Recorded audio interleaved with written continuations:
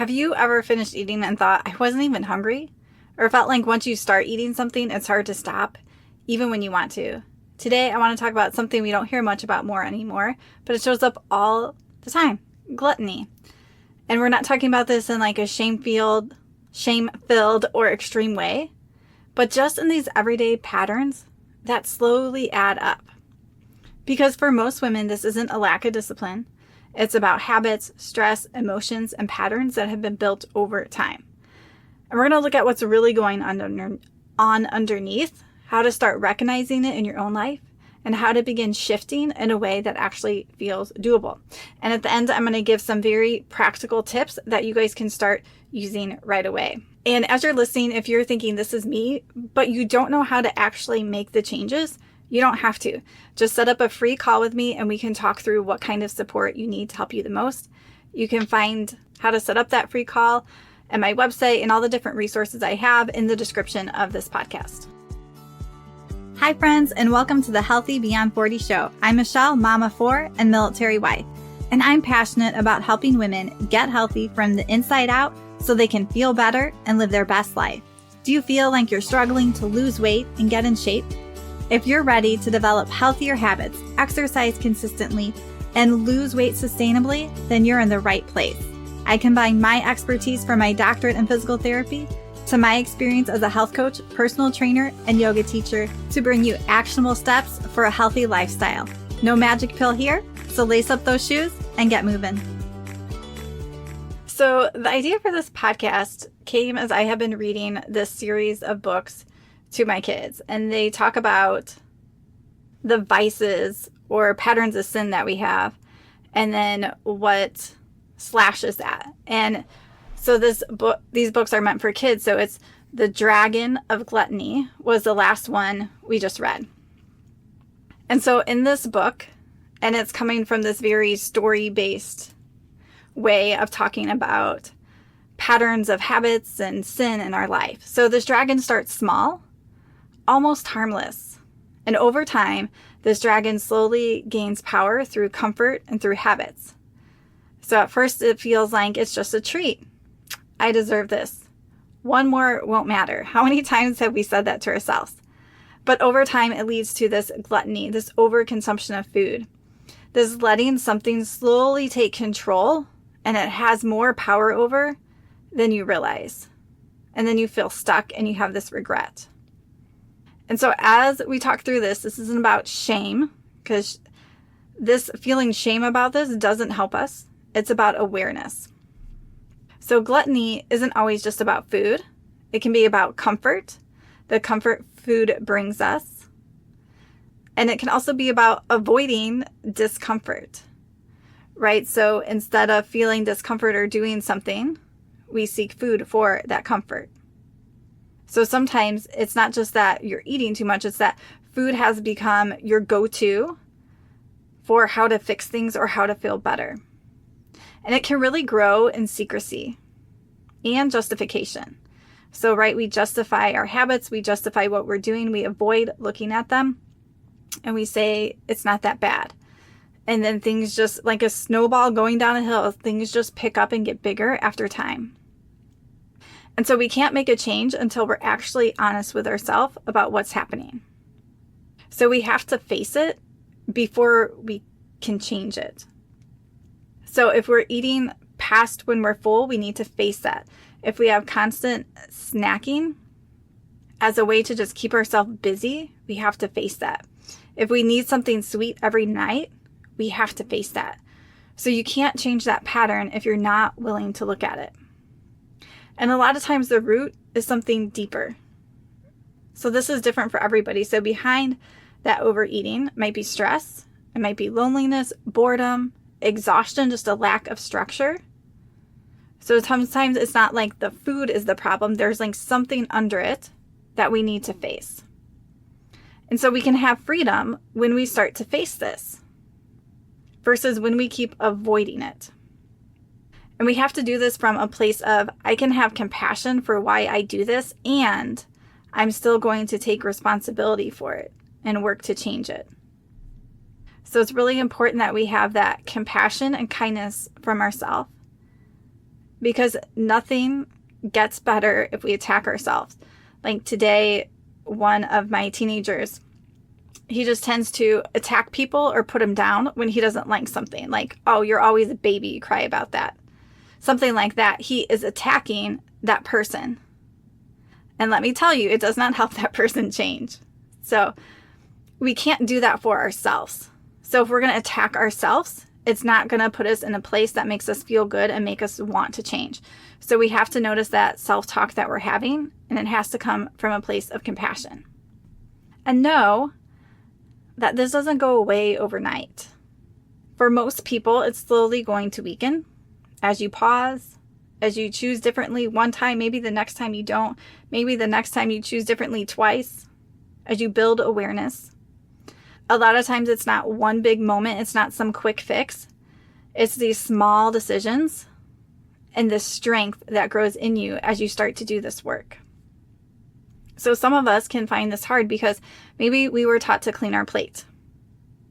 And we have some work to undo there so that we don't overeat. Maybe we've always used food for comfort since we were a little kid. Maybe we really never learned how to regulate our emotions and also have emotional resilience, where we can tolerate some of those uncomfortable emotions in a positive way. So we stay stuck. Instead of asking ourselves what we need to is, what am I actually feeling right now? What just happened before I wanted to eat? Am I hungry, or am I actually needing something else than food? What would actually help me right now? So when we can start to pause and dig through some of these deeper things, maybe we realize that we're stressed and we just need a break. As our schedule, my kids' schedule as a family has changed, on one night a week, my boys have flag football practice. They have like an hour break, and then they go to I think it's 2-hour basketball practice. So it's a long night, but my husband does this for me.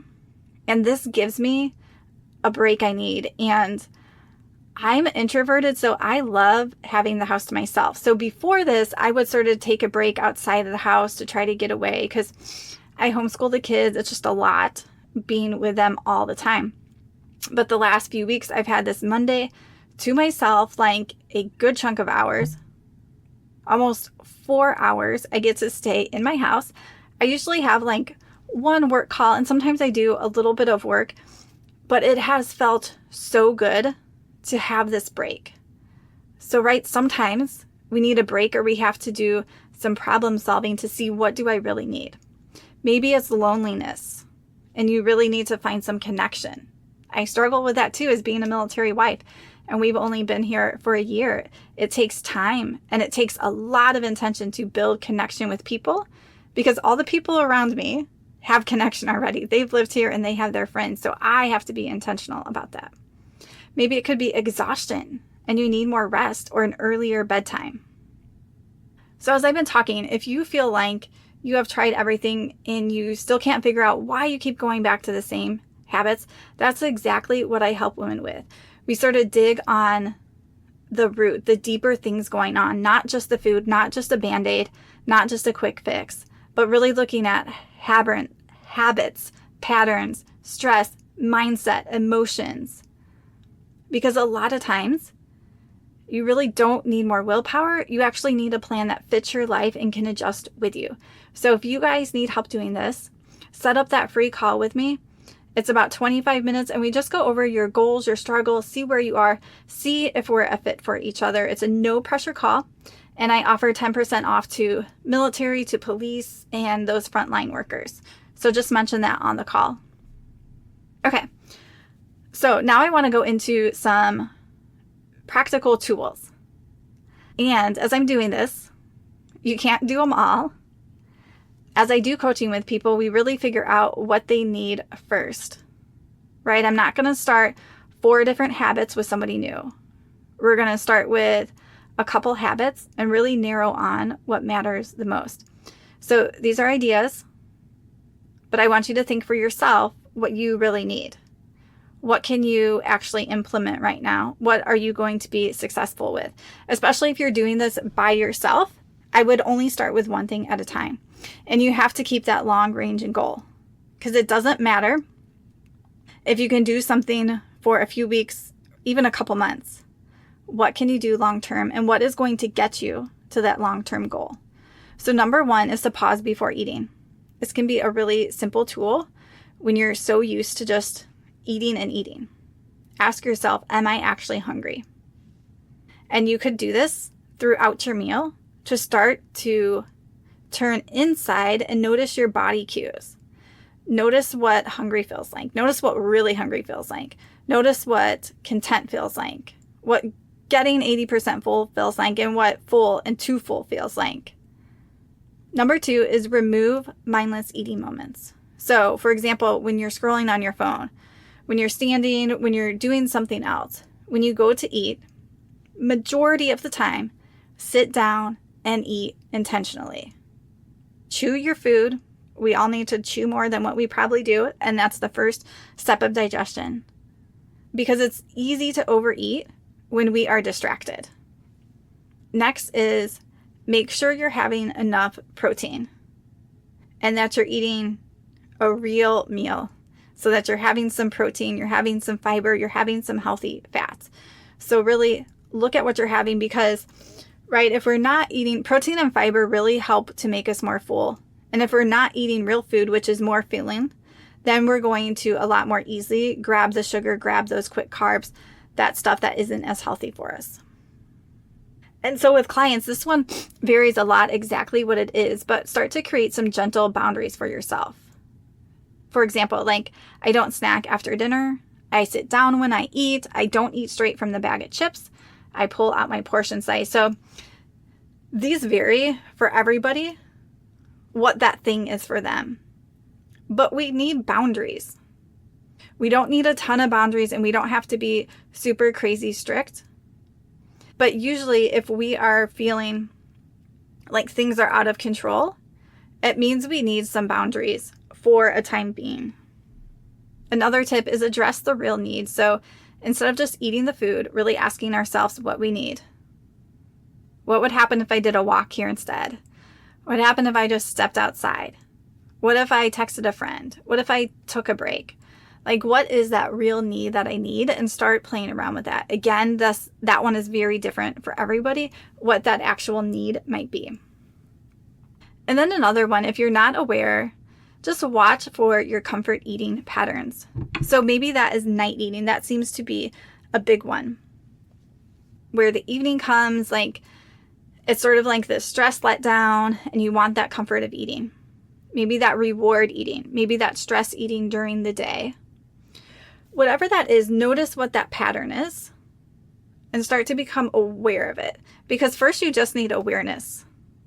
And once you really get that awareness and you start to notice what's going on for you in those moments, then you can start to problem solve.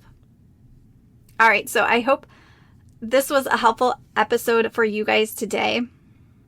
And I encourage you that if you are feeling stuck and you've tried some things but you haven't tried coaching, reach out and see if it is sort of what you need to move things forward. All right, friends. So stay healthy and keep moving.